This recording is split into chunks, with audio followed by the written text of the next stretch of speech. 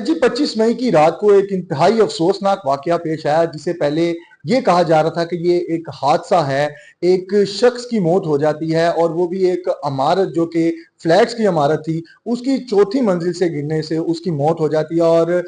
جب پولیس کو کال کی جاتی ہے تو یہ بتایا جاتا ہے کہ یہ شخص جو ہے یہ چھت سے گر گیا، اس کی وجہ سے اس کی موت ہوگی اور اس کو حادثہ بتایا گیا۔ لیکن پولیس نے جب تحقیقات کا آغاز کیا تو اس میں بہت ہی ہولناک انکشافات جو ہیں وہ سامنے آئے کہ اس شخص کی موت جو ہے وہ کوئی حادثہ نہیں تھا، ایک سوچی سمجھی سازش کے تحت اس کو قتل کیا گیا، اور اس کو قتل کرنے والا کوئی اور نہیں، اس کا اپنا ہی دوست نکلا۔ اور کس طرح سے اس شخص کو قتل کیا گیا، یہ واردات کیسے سر انجام دی گئی اور اس کو حادثے کی شکل کیسے دی گئی، اس حوالے سے ہم جانتے ہیں۔ ہمارے ساتھ اس ٹائم موجود ہیں S H O Faisal Town Afzal Rauf, ہم ان سے بات کرتے ہیں یہ حادثہ کیسے پیش آیا اور آپ نے اس کو کیسے سولو کیا اور یہ اصل کہانی کیا نکلی جو حادثہ کہا جا رہا تھا۔ اس میں سر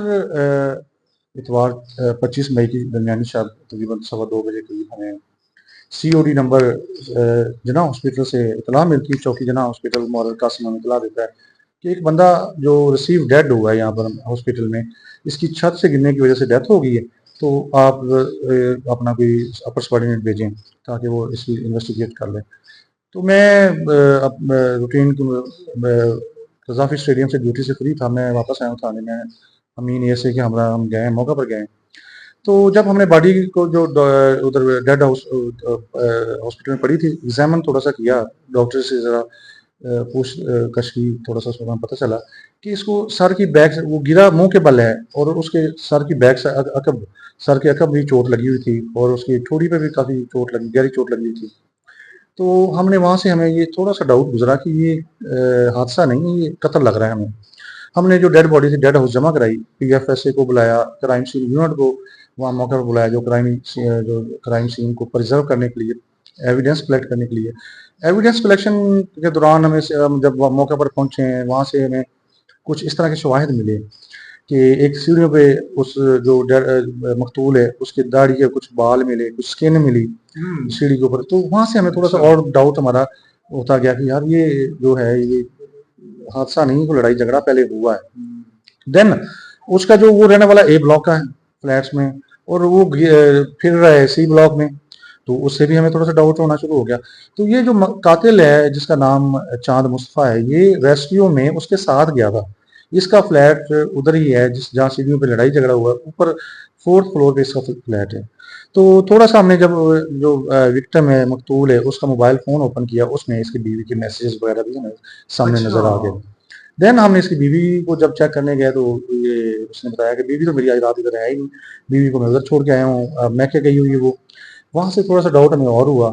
تو مزید جب ہم نے اس چاند مصطفیٰ کو جب ہم نے اریسٹ کیا، اریسٹ کرنے کے بعد جو اس سے گھر کی تلاشی لی تو جو مقتول تھا اس کی ٹی شرٹ جو بلیک کلر کی اس نے پہنی ہوئی تھی وہ بھی مل گئی ہمیں۔ وہاں سے ہم نے اس کی جب انویسٹیگیشن کی، اس کی تفتیش کی تو ہمیں پتہ چلا کہ اس نے پہلے اس کا لڑائی جھگڑا ہوا ہے، لڑائی جھگڑے کے بعد اس نے اس کے سر میں اینٹ ماری، اینٹ مار کے اس نے 3rd فلور سے اس کو دھکا دیا جو نیچے منہ کے بل گرا جہاں اس کی ڈیتھ ہوگی۔ سر اچھا یہ بتائیے گا کہ اس سے آپ نے تفتیش بھی کی ہے، اس نے اعتراف جرم کر لیا ہے کہ نہیں کیا، اور دوسرا یہ بتائیے گا کہ اس نے بتایا ہے کہ کیا کس چیز کا اس کو شبہ تھا جس کی وجہ سے اس نے اس کو بلایا اور اس طرح سے مارا، اور کیا اس کی بیوی وہاں پر موقع پر موجود تھی اس ٹائم؟ جی بالکل، یہ اس نے کنفیس کر لیا، کنفیشن اسٹیٹمنٹ نے ہمیں ریکارڈ کروا دی ہے۔ اس نے بتایا کہ اس کی جو بیوی اس رات موجود نہیں تھی، وہ میں کے گئی ہوئی تھی اس رات، یہ خود ہی چھوڑ کے آیا تھا۔ اسے تقریباً 15-20 دن پہلے اپنی بیوی کا مقتول کے ساتھ جو جسمانی تعلقات کا پتہ چلا ہے۔ اس کا کوئی محلے دار ہی اس نے بتایا کہ یہ لڑکا تمہارے گھر آتا جاتا ہے جب تم گھر میں موجود نہیں ہوتے۔ تو اس نے تقریباً کچھ 4-5 دن پہلے اپنی بیوی کا واٹس ایپ سکین کر لیا، اور واٹس ایپ سکین کرنے کے بعد جب میسیجز وغیرہ اس کی چیٹ جو تھی وہ اس کے پاس آنی شروع ہو گئی، لڑکے کے میسیجز بھی آنا شروع ہو گیا، تو وہاں سے اس کو شور ہو گیا کہ میری بیوی کے ساتھ اس کے واقعی جسمانی تعلقات ہیں۔ اس نے یہ جو وقوع والی رات ہے اس نے اپنی بیوی کو خود میں کے چھوڑ کے آیا، اور اس نے اپنی بیوی کے نمبر سے اس کو میسیج کیا کہ میں جا رہا ہوں اور میں تم سے ملنا چاہتی ہوں، رات 12 بجے تم آ جانا میرے فلیٹ پہ، میرے ہسبینڈ اس وقت موجود نہیں ہوں گے۔ تو وہ لڑکا جب ملنے آیا آگے سے یہ نکلا ہے، اس نے اسے پکڑنے کی کوشش کی ہے، تو اس نے بھاگنے کی کوشش کی، اس نے پیچھے سے اس کی ٹی شرٹ کو پکڑا ہے، وہ ٹی شرٹ پھٹ گئی ہے،